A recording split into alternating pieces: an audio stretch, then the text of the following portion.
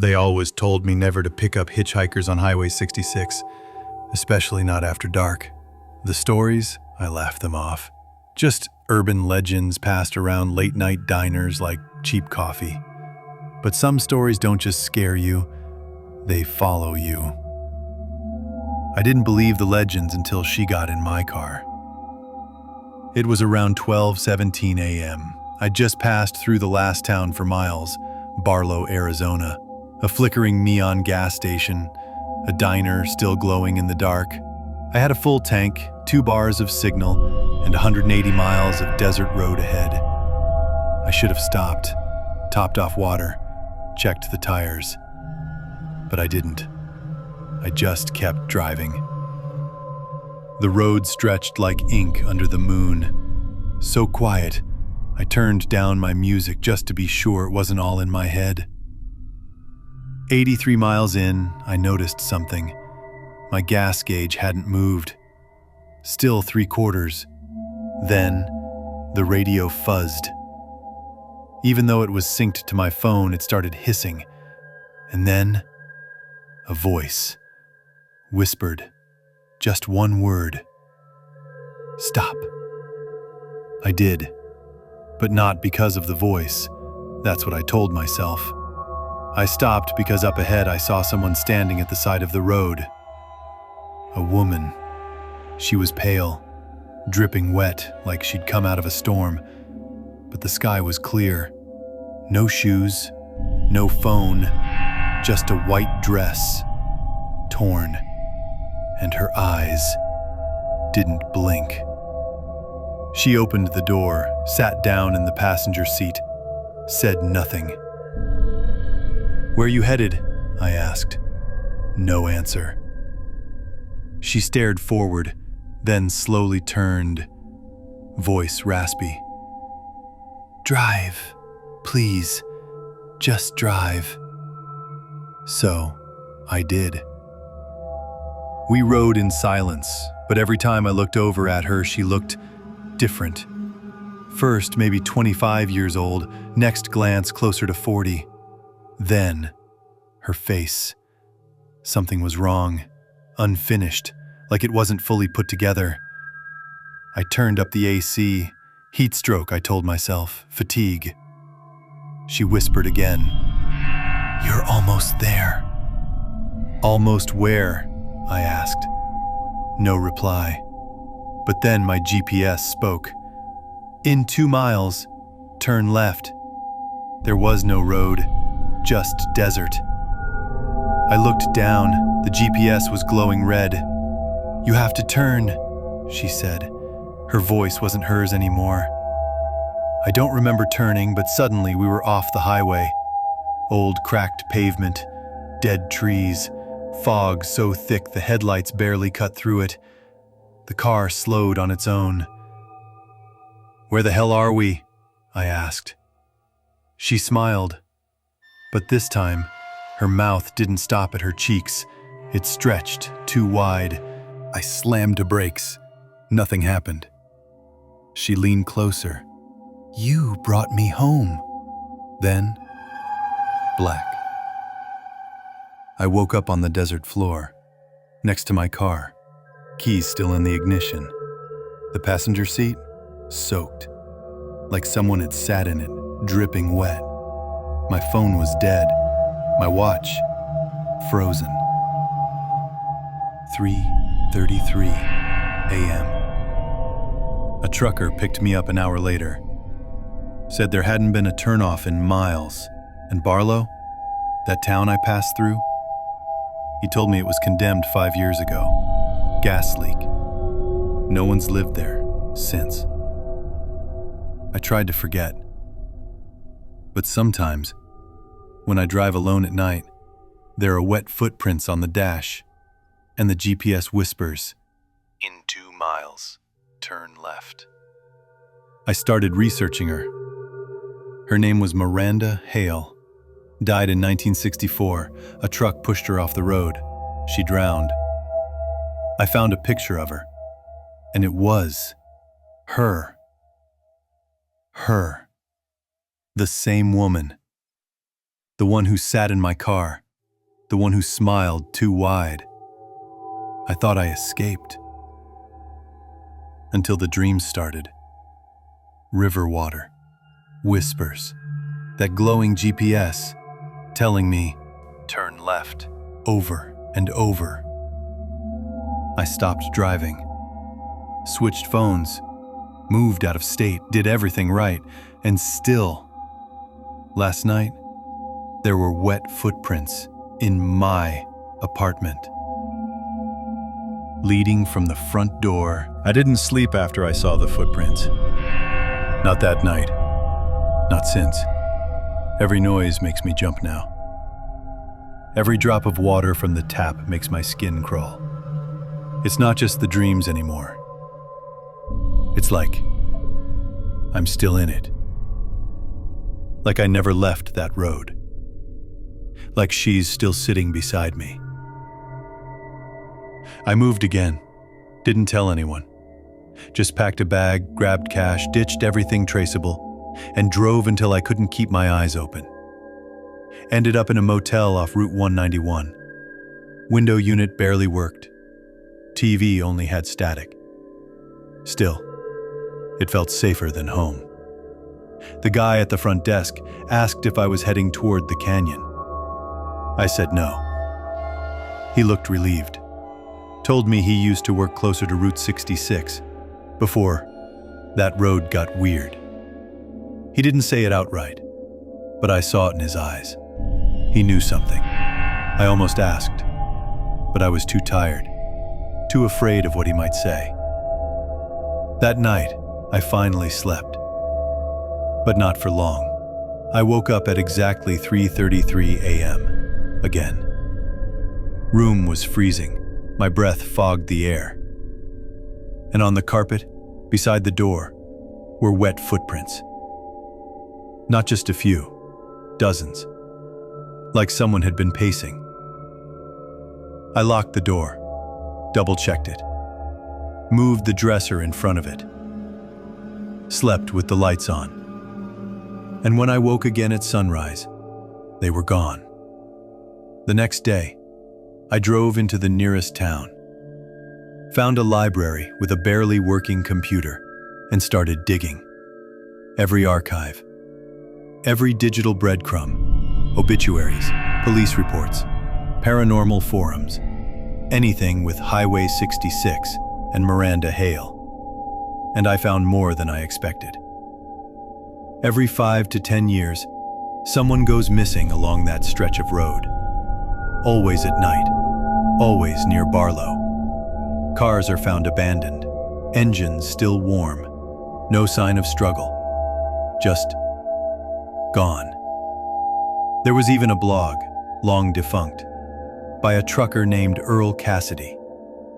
He wrote about seeing a woman walking barefoot on the side of the highway in 1993. Said she looked soaked. Said he pulled over, but something about her eyes made him drive away. Said he never took that route again. The last post he ever made said, "She found me anyway." He was found dead in his cab in 2001. Windows fogged from the inside. The coroner said he drowned. In the desert. I knew I couldn't run anymore. Whatever she was, ghost, curse, hallucination, she was attached to me now. And I had to know why. I drove back toward Arizona. This time, not at night, not alone.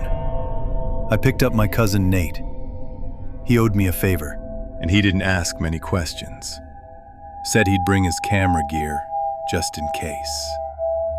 We didn't tell anyone where we were going. Didn't bring phones, just paper maps, flashlights, and a full tank. We hit Highway 66 around 4 p.m. The sun was still high. The road looked normal, like any other back road in the Southwest. But then the radio fuzzed. Nate didn't have it on. We hadn't touched the dial. It just fuzzed on its own. And behind the static, a whisper. Turn left in 2 miles. We didn't speak for a while after that. Nate laughed it off, said it was interference, but I could tell it shook him. At mile marker 119, we saw something off the side of the road, a dirt path. Looked like it hadn't been used in years, but there were tire tracks, fresh. Nate wanted to stop, get footage. I said no. That's when the woman appeared. She wasn't walking this time, she was standing, right in the center of the road about 50 feet ahead. Same dress, same wet hair, same unblinking eyes. I hit the brakes. The car stopped just short of her. Nate fumbled for the camera, but the lens fogged over immediately. I rolled down the window. Don't ask me why. I guess I wanted proof. And then she whispered, "You brought help." She smiled, that too wide smile. The engine stalled. Lights went out. Nate started cursing, tried to restart it. Nothing. Then she moved. Not walked. Moved. 1 second she was ahead of us. The next, she was beside my door. I couldn't breathe. She leaned in close. Her eyes. They weren't eyes anymore. Just black holes. Deep, endless. And in them I saw something. Not my reflection. Something worse.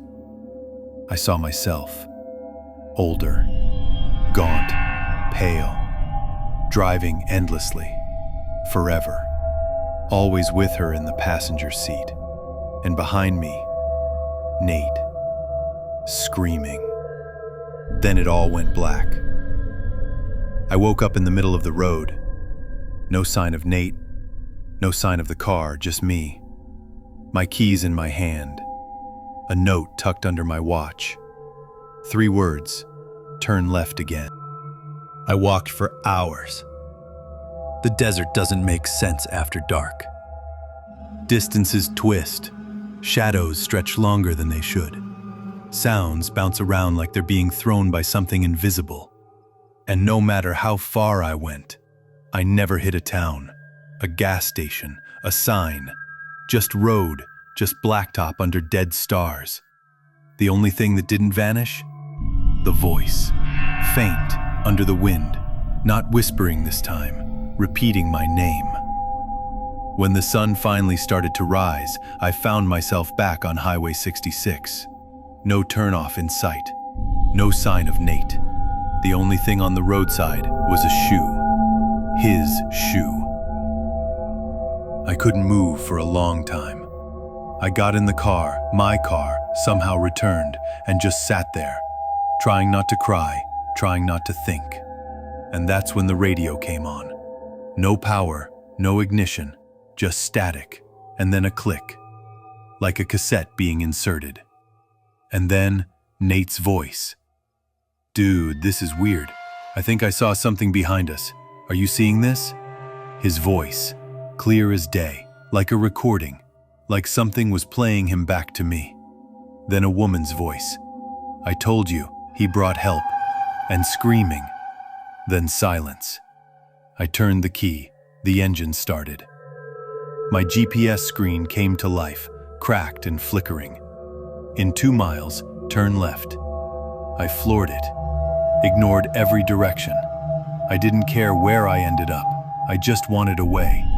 I drove until the fuel gauge hit empty. Parked on the shoulder near a dried-up riverbed. No reception, no buildings, no sign of life. Only me. And something new. There was a trail of footprints in the dust. Not wet this time. Burned, like her steps were scorching the earth. They led into the brush. I should have ignored them. But I followed. I don't know why. Maybe I wanted closure. Maybe I was already too far gone.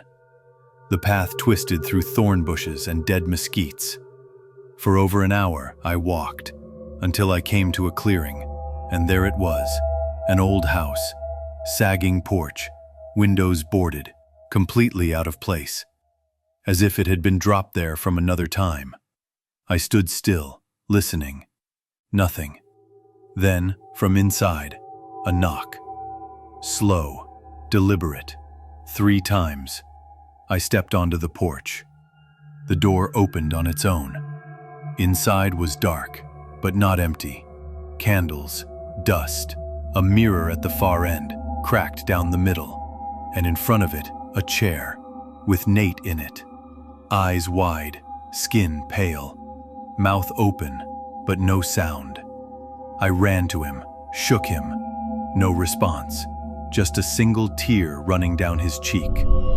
I looked in the mirror. She was there, standing behind me. But when I turned, no one. The door slammed shut. The mirror rippled, like water. I heard a voice in my head, not a whisper, louder. You brought them to me, just like they brought you. What do you want? I screamed. To be remembered. The candlelight turned blue. The air dropped 20 degrees. I turned back to Nate. He was gone. Chair empty. Mirror clear. I was alone. Then the mirror showed a new image. A man. Thin. Gaunt.